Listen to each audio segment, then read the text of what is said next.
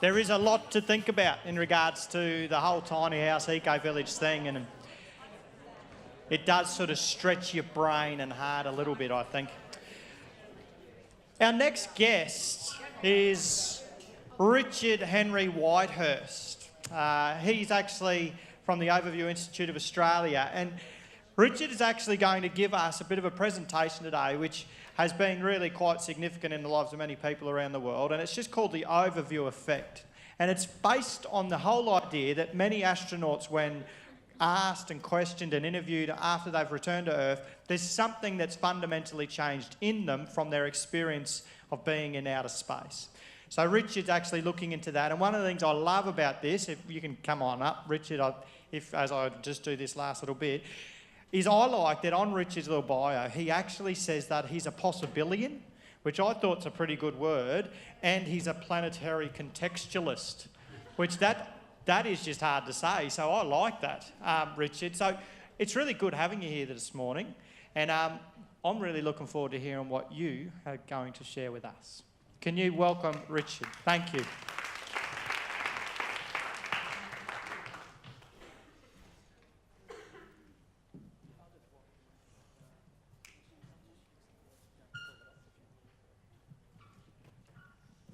Got to be a method. Yeah. Paul, are you there? All right. They said I wouldn't be able to see you. It's true. There we go. Well, it's a real pleasure to be here and an honor. Jimmy Hurst, who's the numero uno organizer of this, he said, Friday will be all of our tribe, mostly, and then Saturday will be a lot of people who are here. What is this tiny house? What is this eco-village thing? So, there's a lot of ways to approach this, and this is the way I approached it for this presentation. The overview effect, catalyst for a new story, not the new story. Whenever I see the, I get a little bit worried, but new story. Got our websites there, and we've got cards which we can hand out. Hey, where's my clicker? All right. Catalyst for a new story, because everything is running on stories. That's us. Overview Institute of Australia, and I've got the little sort of motto, expanding planetary awareness, evolving planetary humans, and those are some of the things we do. Educational presentations, corporate seminars, group and individual change work, biosphere consciousness. And I got that expression from Jeremy Rifkin. If you ever have a chance to hear him on YouTube, listen to Jeremy Rifkin. He really is an incredible speaker. And he always has paper in his hand. I'm wasting time with this, but he'll always have papers in his hand. He never references. They're just a prop. But anyway, this is not a prop. It's for real.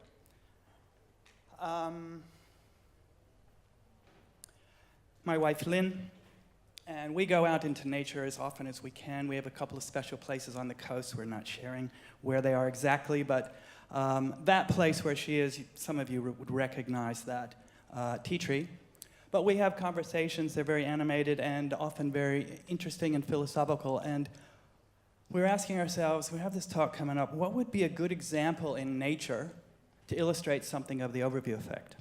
So you got fish. Fish are living in a context, sort of a bit like Plato's cave. Some of you are familiar with that in philosophy. This mullet. Mullet are aspiring towards the overview effect because they jump out of the water. They jump out of the water. But you need more than just jumping out of the water. You need a launch vehicle. And various raptors, this is an osprey, various types of sea eagles. There's a white-bellied sea eagle. There's the whistling kite. And you see them, you see these type of sea eagles along the coast, and then you get the overview. Is that a talon in my brain, or are you just happy to see me? They do that adjustment to make, for aerodynamic, they turn the fish parallel with their body. And I don't know if the optics of a fish work out of water. They probably just adjusted for water. But that fish, before it becomes a meal, is going to have some kind of new experience. So, aspiring human subjects. And many of these people who are astronauts, they are people that are, they're test pilots, they are military aircraft people. They are having their little mini overview experiences, just like all of us.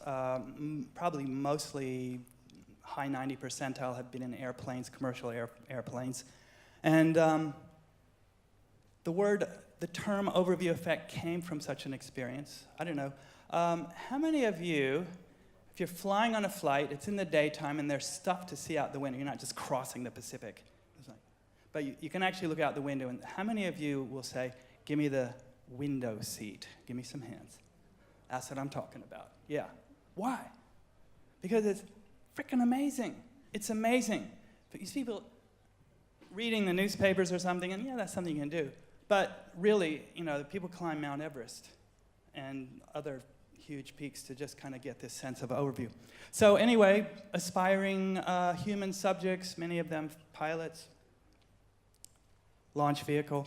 So this was in the Apollo program, and that's called a Saturn V. If you look at the little people down at the bottom, hey, right down there, they're tiny.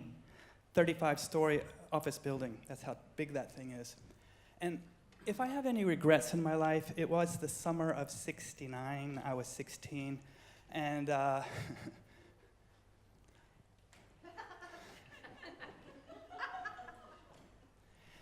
and I was in New York City. Posters were all over the place. This was in August.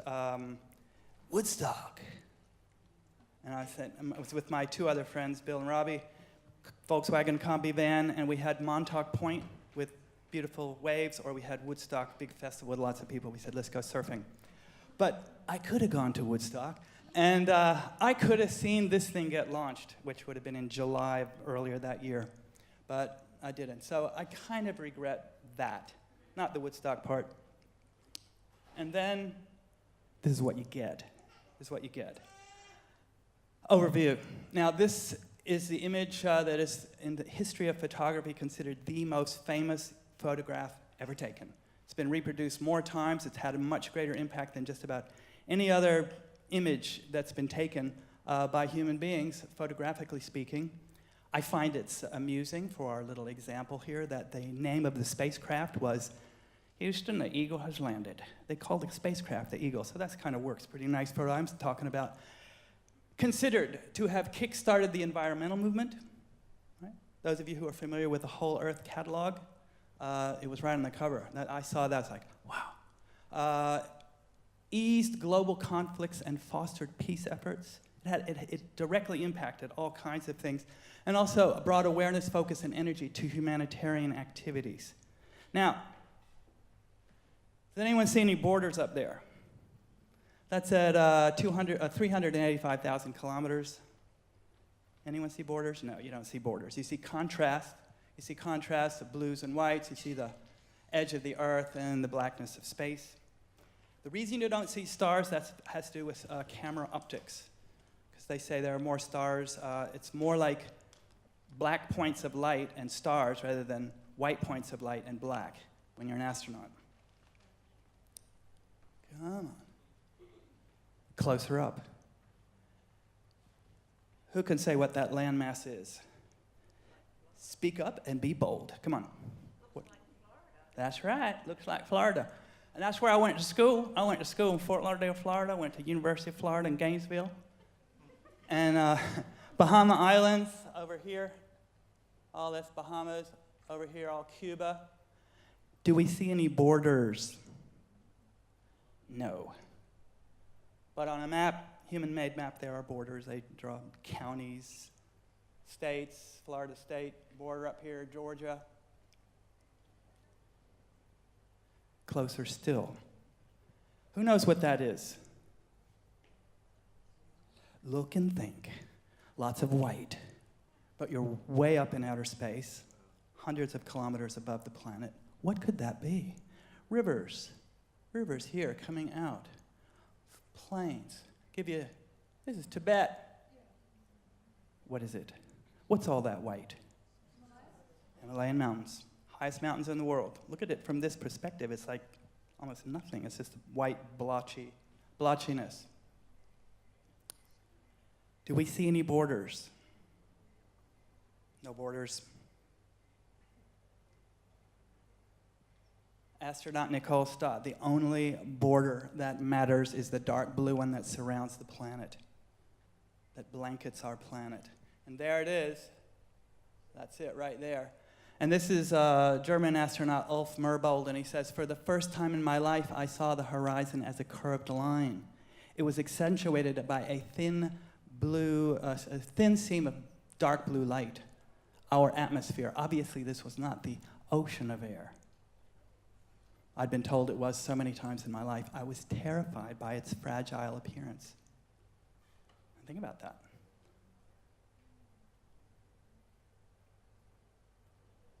Rocket launch, you can see, goes from that sort of lighter through that dark blue boom, pretty much in space there. Thinner, by comparison, than the peel of an apple, right?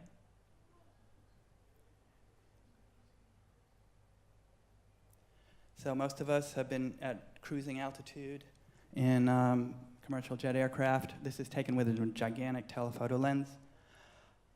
But 11 kilometers, and those who are familiar with mountain climbing in Everest, 8 kilometers is where the death zone begins.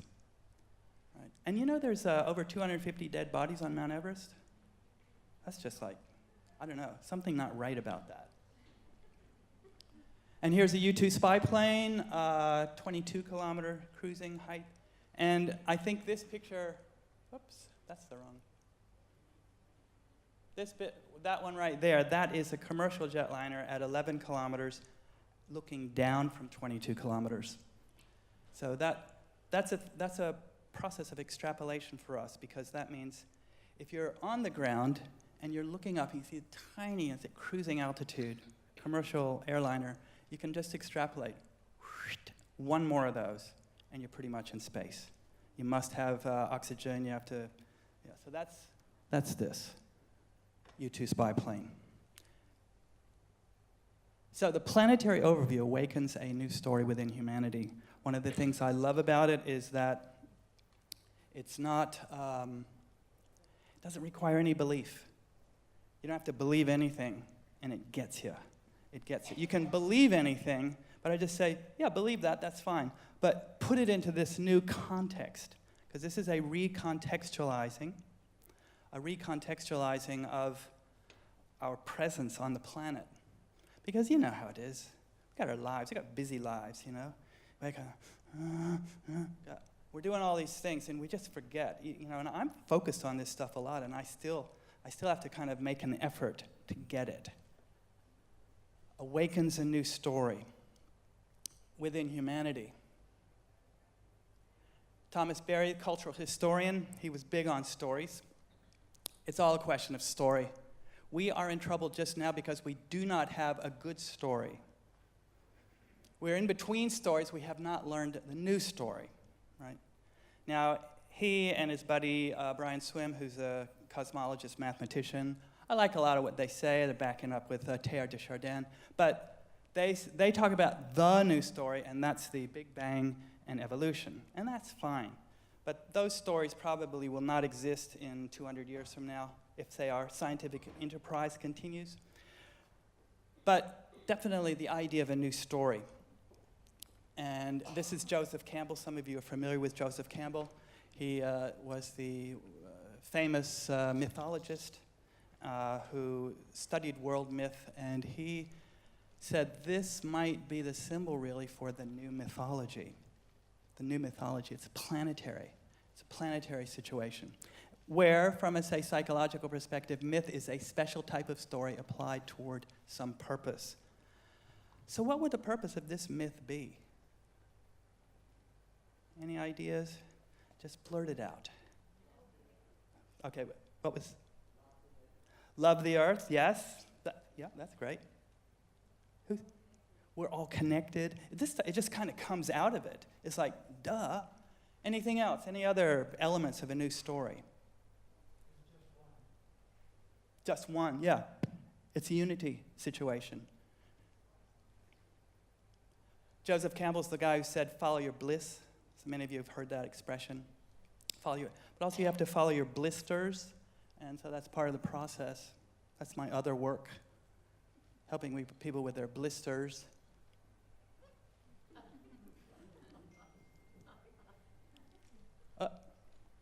There we go. New story. Here it is. This is one of them. This is an approach. Earth is a natural spaceship, and all humans are her crew members. The atmosphere is a thin, fragile, protective film of air we all share. It's really thin when you see it. We're small.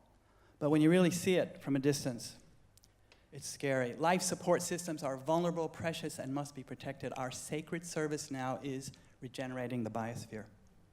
Okay? It's not the only story. A fellow named Dwayne Elgin, he has a website called Great Transition Stories. There's like about 15 that really work well. We're birthing. There's birthing going on. Spaceship Earth. Astronaut Ron Garan, he said, it's so beautiful. You just can't, it's so beautiful. But I was struck by a sobering contradiction, and the expression is cognitive dissonance. Grinding of the gears. The old story, which is like exploit. You're in for yourself. It's red in tooth and claw. Just get everything you can. Beat down your neighbor. Very different from the new story. Paul Hawken, new story attitude. Heard him speaking in Byron Bay last year. What a great time to be born. What a great time to be alive, because this generation gets to completely change this world. It's the hero's journey, the heroine's journey. Like to embrace this as something really exciting. We get to do it. It's an honor. Portals to a new story. We went to the moon as technicians. We return as humanitarians. Edgar Mitchell. He started a whole study of consciousness as a result. First day or so, we were all pointed to our countries. Third or fourth day, we were pointing to our continents. By the fifth day, we were aware of only one Earth. Member of the Saudi royal family, Sultan bin al-Saud. Great quote. We were in orbit, and I looked out from the window, saw the Earth from space for the first time, and it took my breath away. Literally, it was breathtaking. I couldn't breathe for 30 seconds. Can you imagine that? You're halted, and you're in a state of just awestruck. And last one, astronaut Gene Cernan. I can talk about it for a long time. It's one of the deepest, most emotional experiences I've ever had. So where are we at? Okay. So just speed through these. Frank White, we just because we don't have time to, I can go on. Overview mode, rewiring brains. Fight, flight, freeze, fold. That's from the old story programming. It's the way we live, many of us. Old story, new story. To change something, build a new model that makes the old model obsolete. Buckminster Fuller. Great poem.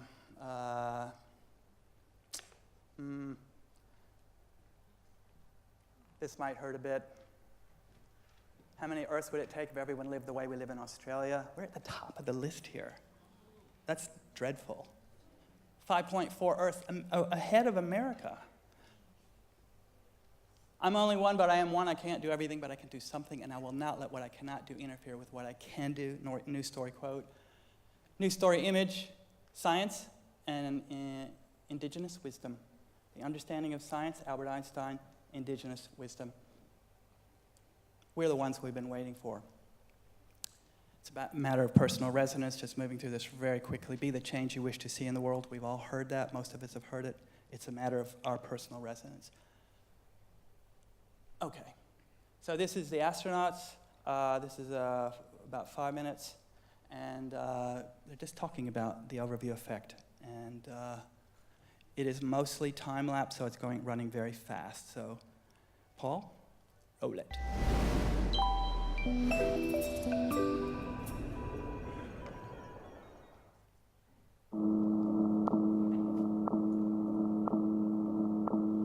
All of us are wired to appreciate natural beauty, if you will, and anybody, at any time in history, any culture, if you look at an ocean or a mountain or a beautiful forest scene, everybody appreciates that. I mean, it hits us fairly deep. We're wired that way. And when you see your planet that way, and its sum total from space, you know, all those senses kind of get overwhelmed. First saw planet Earth from space, still during the launch, outside the atmosphere of Earth, and we were over the Pacific Ocean and just looking at that gorgeous blue, dotted with white clouds and the black of space. This impossibly blue planet and this impossibly black sky just kind of hanging out there. It is really, really breathtaking. Even though you've seen the Earth through movies, pictures, when you look at the Earth with your own eyes, changing very fast at the speed of 8 kilometers per second, what you see is beautiful. You have tears in your eyes, even if you are a tough person, you can't avoid becoming a child again. And we wish all humankind could experience this view of Earth.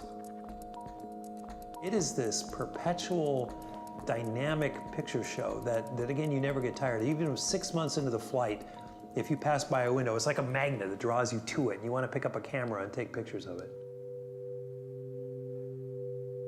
As we fly around the Earth, every 92 minutes, the Earth is twisted around by about 13 degrees underneath us. So the next time you fly another orbit, of course, the Earth's moved around a bit, so you get yet another view, which is, I think, one of the reasons why it's so beautiful. It's entrancing. This constantly moving Earth is something that nobody ever gets tired of looking at. You could spend hours a day for months looking out the window and never get tired of it. You could never learn all of the Earth, and the Earth is very dynamic. Things change with seasons.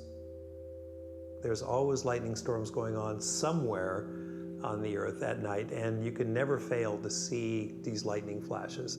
It lights up a whole circle of clouds around it, and that seems to set off another flash a few hundred miles away somewhere else. So you get a sort of of lightning, and then another bit somewhere else. You can see the northern lights like you've never seen them before, which is just unbelievable from space because you're looking at a huge section of the geomagnetic field that produces the aurora. And the other big feature is city lights. You see the distribution of people on the planet based on the lights of the cities. It's really striking.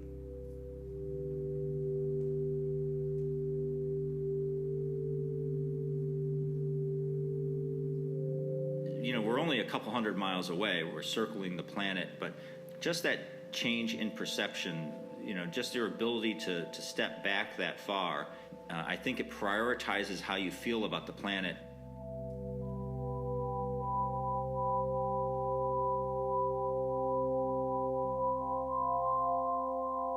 You believe that Earth is a spaceship. You can't avoid the comparison between Earth looking as a finite object in front of your eyes and your own spaceship, which is closed with limited resources. All humankind being part of the same unique crew. Certainly you know that there's conflict down there, and certainly you know that there is pain and suffering and injustice, all these things that you certainly feel strongly when you're on the Earth, and you know that those are still there, but that's replaced for a moment by how beautiful it is. I remember thinking, I wish everybody could experience this view of their home planet so that maybe it would reprioritize what's important to them and make them less angry at their neighbors and more concerned about doing what they can so that we preserve the beautiful planet that we live on.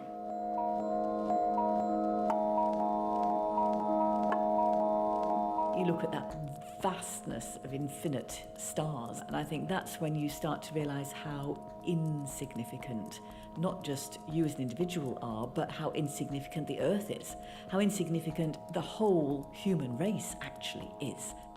Great to think about our place in that, but then beyond, what does that mean when you go further and further? We like to wonder what our boundaries really are, and I'd like to think we don't really have any boundaries.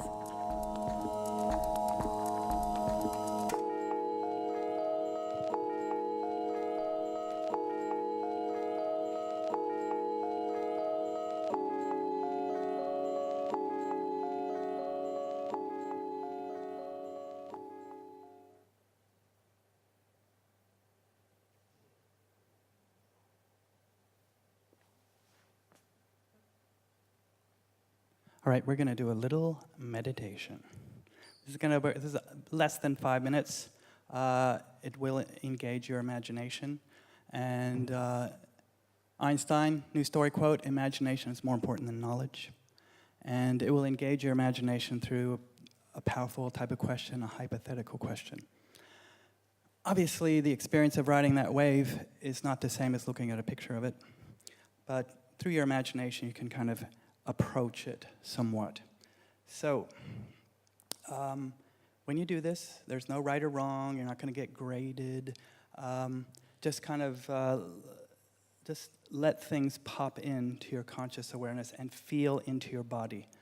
And the 3 big places, stomach, solar plexus, heart. Those are the 3 big places to be aware of. But it could be anywhere. So, here we go. This is the Earth from space, 1.5 million kilometers at a place called the Lagrange point. Just allow yourself to settle. And just note if you can begin gently breathing into the experience. Gazing softly at the beautiful Earth and space. That's right. Just slowing down. Relaxing into the vision appearing on the screen, or perhaps the inner vision with your eyes gently closing. Whatever you prefer, whatever works. Listening, letting go, seeing Earth from space.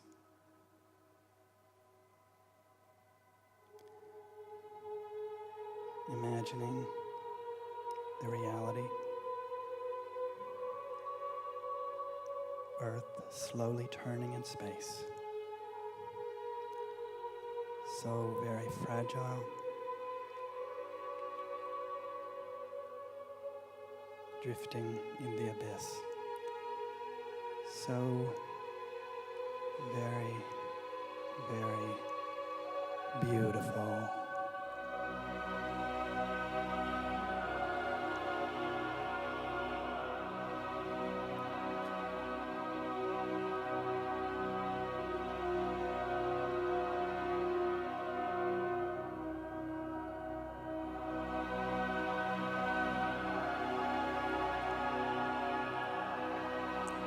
Allowing these questions to just soak in. If you were actually in space, looking down at the Earth for real, how would that feel? How would that feel? If you were floating in space, really seeing the Earth with your own eyes, how would that feel? Yes. If this powerful planetary overview awareness was fully absorbed throughout your body, your mind, and your heart, how would that feel? Oh, yeah, feel that. Feel the energy in the room spike. If this powerful planetary awareness was fully absorbed throughout your body, mind, and heart, how would that feel?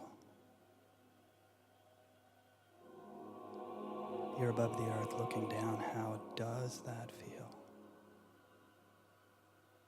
Scan your body. Notice any feelings that are there, viscerally felt and experienced feelings.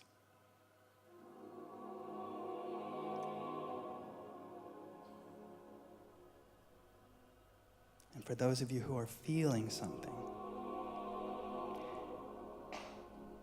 if those feelings were with you in much of your waking hours, how could you sense or see yourself doing something different to make it a better world.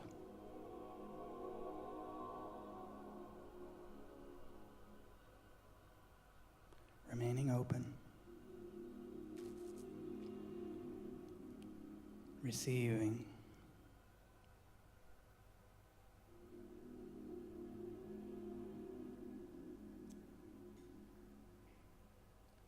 That's right. Beautiful.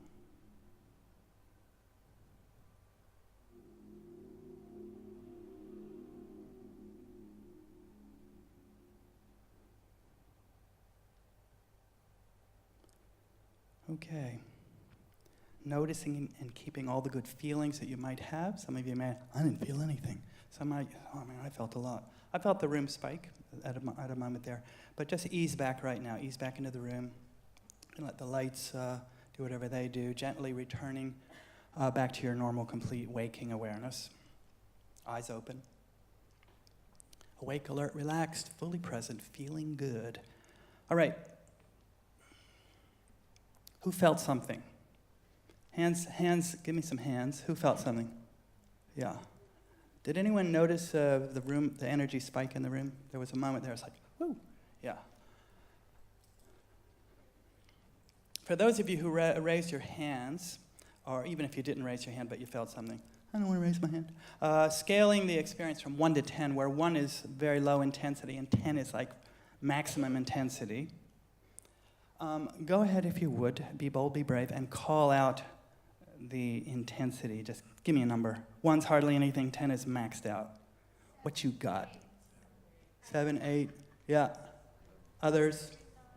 9, 5, 6, yeah. Now, that's pretty strong, if you think about it. I do, in the psychotherapy work that I do, you say, well, how strong is it? It's an 8, man. That's 80% to maximum. Where are the sensations located in your body? Head? It's in your head? It's in your head? Yeah. All right. Just notice where the sensations were in your body, okay? And if you were going to give it an emotion name, what name might you give it? Joy, excitement, enthusiasm, dread, compassion, whatever. And just think about any insights you might have had, just as we wrap this up. Just maybe 1 or 2 of you to respond, being really bold and brave. In terms of changing your behavior, is there any sort of behavioral changes that said, oh, I'm going to do this or do that differently? Did anything come up for anyone? Just to, this is a little bit more confronting. Yes? Not to buy more new things, but to reuse what I've got. Yeah, reuse, recycle. Yeah, we get most of our stuff secondhand now. It's great. Anyone? One more, and that's the end. Yes? Slow down and be more gentle. Yes. Yeah, beautiful. Okay, well, we'll stop there. We're done, is that right? Yeah. Yes. How are you, Richard? I'm good. Hey, Richard, we've probably got about 4 minutes, something like that, just so we can have a couple of questions maybe, or one question. So has anyone got a pressing question that they would like to ask Richard, just in relation to maybe something that came out of what he's just shared with us? So yeah, if you can just speak into the microphone, it does make it easier. Thanks. Hi Richard, I'm Carly. Hi, Carly. So you speak of the sort of like the shift in awareness of the earth because of the images, and my thoughts go to ancient cultures who had that, what I think they had that sense of that connectedness, of that amazing beauty of the earth. So what are your thoughts on that we're coming back because we're a visual culture now, or are we remembering? What are your thoughts on that? Well, this whole thing was sort of a little after effect of the space program. So we went to space, we went to the moon, we went out to the planets, but we look back at the Earth and thought, I think that's really probably the biggest boon that we got out of the whole thing. So it's really making it conscious. Our indigenous ancestors, they were just really grounded into the earth, and they're in it. But this is a whole new this is a whole new platform of planetary awareness. So we're moving, Thomas Berry says, out of the Cenozoic into the Ecozoic, or into the planetary era. So this is a time of transition. We're going through some really major transition right now. So that's my take on it. It's change time. As Gene Houston says, jump time. Thanks, Richard. Is there anyone else, just before we wrap this one up? Any other questions or thoughts just that you'd like to get from Richard? Yeah?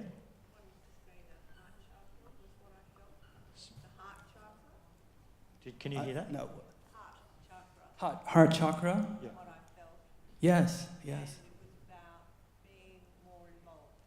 Being more involved. And this is it. Look at these guys. Felix Finkbeiner made a decision when he was 9, I'm going to plant 1 billion trees. 10 years later, 14 billion trees had been planted as a result of his one decision coming from his heart. And now we have that, and his new goal is 1 trillion trees, and now we've got little Greta Thunberg. Makes a speech, European Commission says it'll spend hundreds of billions of euros towards the environment. So these are our new generation of heroes and heroines. The key is we, synergistic relationships. Thank you. Thank you, Richard. Join me in thanking Richard.